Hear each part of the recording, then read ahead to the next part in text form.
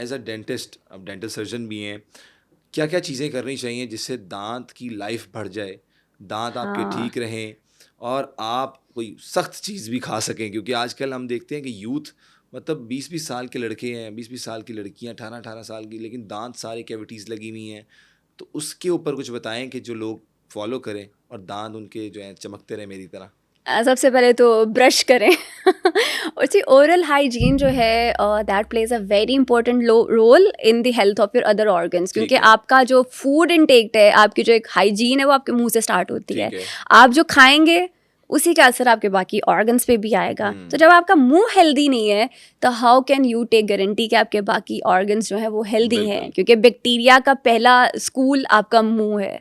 आपके मुंह से ही बैक्टीरिया ने इकट्ठा होना है और आपके बाकी ऑर्गन्स में स्प्रेड होना है। ठीक है। सो ओरल हाइजीन की मेंटेनेंस के लिए एक तो दिन में 2 दफ़ा ब्रश करें, ठीक है। और ब्रश करने के लिए भी प्लीज़ मेक श्योर कि 2 मिनट तक आप प्रॉपर ब्रशिंग कर रहे जी, हैं। 2 मिनट तक जी जो प्रॉपर हाँ, ब्रशिंग सी है। 60 सेकेंड्स ईच बिल्कुल। क्वाड्रेंट, ठीक है। अपर 60, लोअर 60। ब्रश करने का हाँ, तरीक़ेकार जी, टोटल। अब ज़रा दोबारा से लोगों को बता दें जी, ब्रश करने का भी तरीक़ेकार होता है। हाँ बिल्कुल, आप लोग शुरू हो जाते हैं हर जगह से, रगड़ना नहीं तो है ऐसे ज़ोर नहीं ज़ोर से करना, उससे ब्रश को। पॉलिश आपकी दांतों की भी आपकी खराब जो होती है। इनेमल की लेयर है ना, जब आप ज़ोर ज़ोर से ब्रश को रगड़ते हैं, हाँ जी। आपके दांतों की जो लेयर है इनेमल, वो इरोड ऑफ हो जाती है। ठीक और है। जब वो इरोड होती है, पेशेंट को सेंसिटिविटी महसूस होती है। और सेंसिटिविटी तो एक मेजर कंसर्न है हमारे पेशेंट्स का, कि मसूड़ों में ठंडा गर्म लग रहा है, हवा लग रही है, आइसक्रीम नहीं खा सकते, चाय पिए तो वो भी लगती है। ठीक है। तो जब आप ब्रश ही हार्ड ब्रश यूज़ कर रहे हैं, which is not recommended, number 1 soft bristle brush use करें। ठीक है। नंबर 2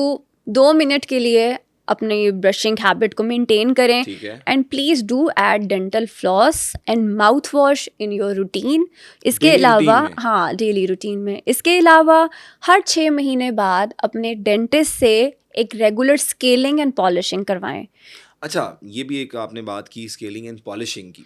कई लोग कहते हैं कि दांत की लाइफ कम हो जाती है पॉलिशिंग से, और वो उसकी जो थिकनेस कह लें वो कम हो जाती है। तो इस पे आप क्या कहेंगी? ये तो कि लोग कहते हैं ना, एज अ डेंटिस्ट हम तो मैं कहेंगे कि आपने इसीलिए करवानी है। इसीलिए आप तो एज अ हाँ, डेंटिस्ट कहती हैं, लेकिन इससे कि वाकई कोई इफेक्ट तो नहीं नहीं, आता? Not at all. ये एक हमारे लिटरली माशरे में मिथ है, क्योंकि जब लोग हमारे पास आते हैं स्केलिंग के लिए, उनका यही कंसर्न होता है कि दांत कमज़ोर हो हाँ, जाएंगे। दांतों का भुर जाना जो होता है, उसकी क्या वजह होती है? मसला ये होता है कि जब पेशेंट हमारे पास क्लिनिक में आते हैं ना, अनफॉर्चुनेटली उस स्टेज में दांतों को इतना टाटर लग चुका होता है कि आपने समझ लें कि 4-6 साल जो है वो टाटर अपने मुंह में जमा करके रखा है, ठीक है। अब आपको आदत पड़ गई है उस टाटर की। आप जब जुबान लगा रहे हैं अपने लोअर टीथ पे, आपको टाटर फील हो रहा है, ठीक है। आप उसको हैबिट को अडाप्ट कर चुके हैं।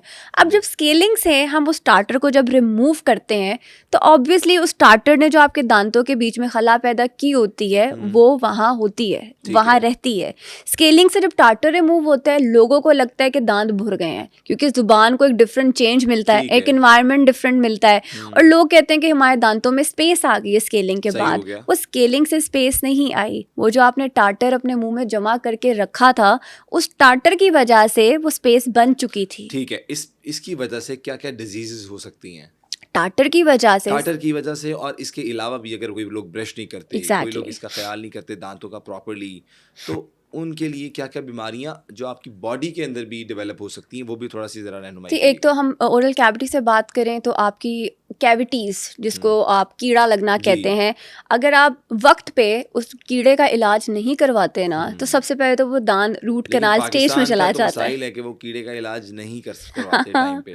बिल्कुल ऐसा ही है। वो उस टाइम पर आते हैं कि जब उनको डेंटिस्ट के पास एक बहुत पेनफुल एक्सपीरियंस होता है। और वो पेनफुल एक्सपीरियंस क्यों होता है? क्योंकि हम उस कीड़े का ना वेट करते रहते हैं कि अभी तो ये छोटा सा कीड़ा है, हमें दर्द नहीं कर रहा, इसको अभी चलाते हैं, दांत चल रहा है, इसको चलाएं। ठीक है। लेकिन अनफॉर्चुनेटली वो दांत का जो कीड़ा है वो इतना इन्फेक्शन कॉज कर देता है कि वो आपके पूरे दांत में पस, आपके मसूड़े में पस, और इवन आप अगर पस के बाद भी इलाज नहीं करवाते तो वो आपकी कैरोटिड आर्टरीज में या आपकी वो वीनस सिस्टम में, आपके डिफरेंट बॉडीज में भी जाके वो थ्रोम्बोसिस कर सकता है। ओके।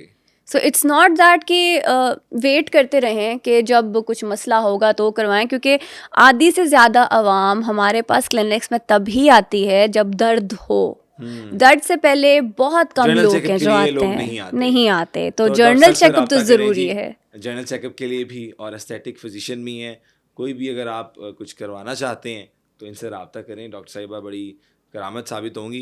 तो डॉक्टर साहिबा मुझे भी आखिर में मैं इस शो के इख्तिताम में, पॉडकास्ट के इख्तिताम में बताएं कि मेरी कोई ज़रूरत है कोई चीज़ करवाने की कि ठीक है बिल्कुल जनरल चेकअप स्केलिंग तो आपको हर 6 महीने बाद करवानी ठीक है। चाहिए। ये भी देखें, ये पेशेंट बना लिए इन्होंने मुझे भी ना फ़ौरन कि आपको भी चेक करवाना चाहिए। सी ओरल हाइजीन, ओरल हेल्थ तो बहुत इंपॉर्टेंट ठीक है, है। इसके अलावा डॉक्टर साहिबा कोई मुझे छाइयों के लिए कुछ छाइयाँ तो आई ऐसे फीलर्स आप मुझे ज़रा देख के बताएं कि नज़र आ रहे हैं हाइड्रा फेशियल करवा लिया करें वंस अ तो कोई मंथ। पीआर भेजें डॉक्टर साहिबा।